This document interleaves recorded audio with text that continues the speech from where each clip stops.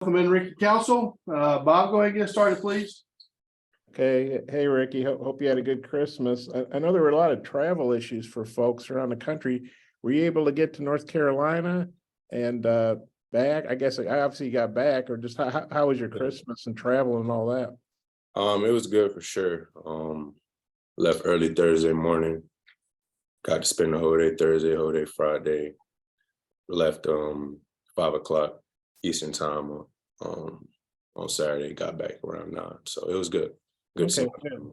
And what was Christmas? Did you pick up a ball while you were there and do anything? And what was practice like yesterday? Was everybody kind of rusty, and did you have to run off some turkey or ham or whatever everybody had? Or No, back when I was home, I was in the gym. Didn't do anything Thursday, but I was in the gym Friday and Saturday before I left. And no, practice was actually, coach was on us the first couple of minutes, but he actually told us last night that it was actually a good practice. Other than the first couple of minutes, we were locked in to LSU, conference play starting, so we had to be locked in. We had no choice. So you guys, practice. I'm sorry, I mean to step on you there. You know, LSU, they're not one of the ranked teams, but it's conference play, and that's a pretty tough place to play usually. Just what are your thoughts on open conference play? How ready do you think you guys are for SEC play now? I think we're ready, but obviously tomorrow will be a good test for us. They're not ranked, like as you say, but they have the same record as us, if I'm pretty sure. Right. No game's gonna be a sleeper now. No more of the mid majors. We're all playing high major teams, SEC teams. So we got to be ready every night. Don't matter who it is. And obviously, Nick didn't get to play, and and his situation's probably fluid, I'm guessing. You obviously don't have Trevin. Just how's the team adjusted? And if Nick can't play, how do you think you guys will handle that? We played our first couple of games without him.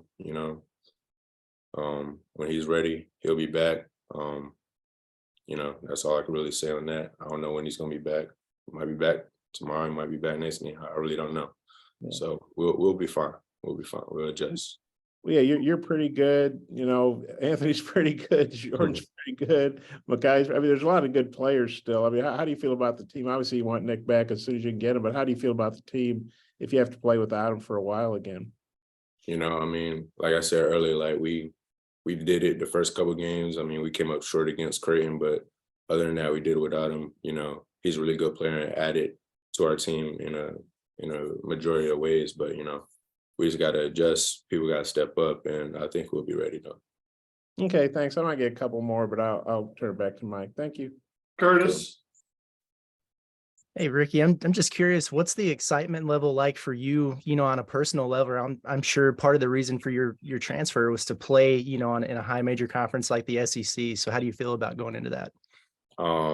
Most definitely really excited. Like you said, this is why I'm here, play at a higher level, play in a bigger conference. Always been my dream. So just got to mentally prepare myself. I feel like I'm physically ready, just got to lock in Wednesday night when the ball gets thrown up.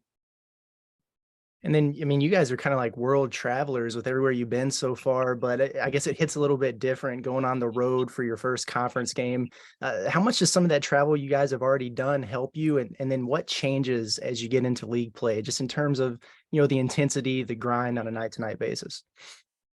Me personally, like throughout my career, I always like playing on the road. I love playing at home, but I always love playing on the road, playing against different people. Playing in front of different people, But I think we'll be ready. We've been to Spain, we've been Oklahoma, Little Rock, so we've played away before, even though it seemed like we was playing home games through all those games. But I'm sure our fans are gonna come through. I know some of my family's coming through, so it'll be good for us.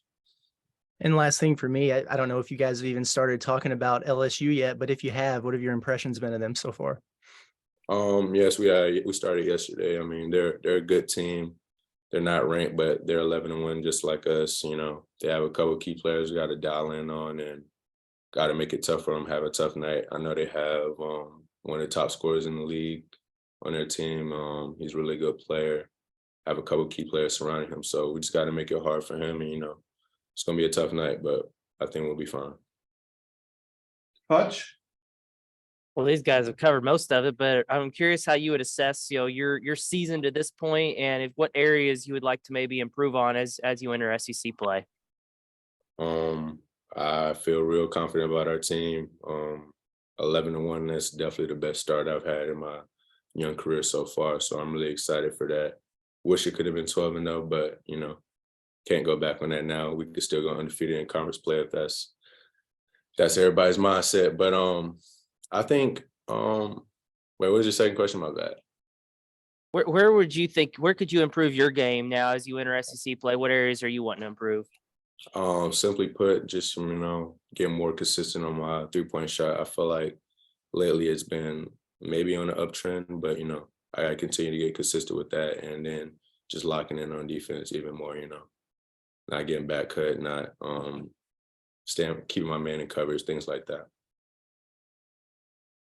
Bob, Ricky, last two games, I think I got this right, although I'm lousy at math, but I think you guys outscored your opponents last two opponents 69-14 on points off turnovers, which, I don't care who you're playing. That's kind of a crazy stat. And I know LSU's obviously, stepping up in class from North Carolina, Asheville, and even Bradley is pretty decent. But what do you think about that stat? And really the whole season, you guys have turned people over and, had a big advantage in points off turnovers. What do you thought about that? I mean, we're all long, we're all athletic.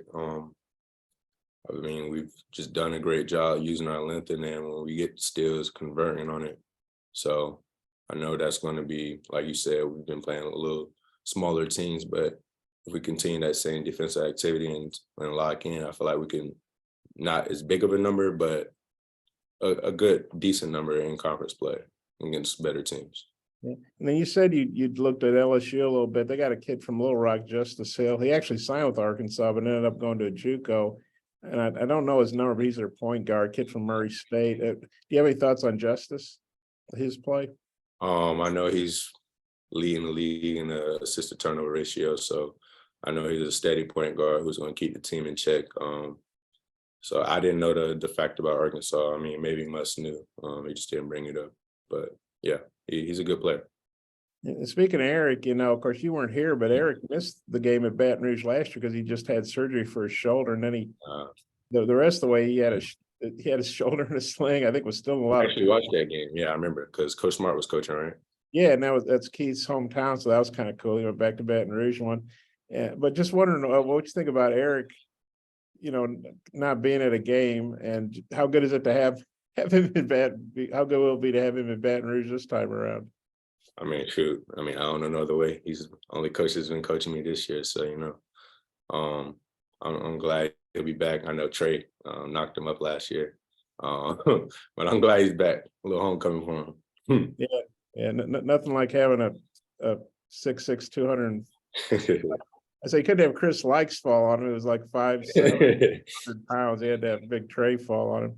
But and then I looked up. Of course, you know what it's like to be a transfer. But I think I got this right. Every LSU starter is a transfer, which I don't know. Maybe that's more common now than that is right. It just as a transfer yourself, what you have any thoughts on that? That their entire lineup is transfer, starting lineup anyway. Yeah, that's for them to be 11-1. That's pretty impressive. I know all 5 guys coming in, and 2 of them from Murray State, 1 from NC State, and 1 from Illinois. All different levels. So for them to be 11-1, that's pretty impressive. Coach must know what he's doing a little bit, So we just got to lock in. I know they're an older team, all have experience from different levels. So I know even Murray State was pretty good last year, made it to the tournament, if I'm not mistaken. So I know they got experience, and we're a little young, but, I think we'll figure it out. We just follow Coach Musk's game plan. Let's go on. You brought up Justice having his top assist to turnover ratio. Yeah, I think he's got 50 assists and 19 turnovers. That's pretty good. But you guys, like you say, have turned people over. But how big a challenge is it to try to turn over a team at a high rate that's got a point guard with those kind of numbers? Of course, Sherfield had about a 2-1, and you guys turned him over, I think 4 times. Yeah, Coach definitely pointed that out yesterday, that we need to speed him up and cause havoc when he has the ball in his hands. So, I mean, that should be a challenge, but I think we're up for it. Like you said, we're known for changing the top players' usual stats. So, I think that'd be big for us if we could do that. That'll change their mindsets a little bit. Okay, well, that's all I got. Thanks. Thanks, Rick. Appreciate it.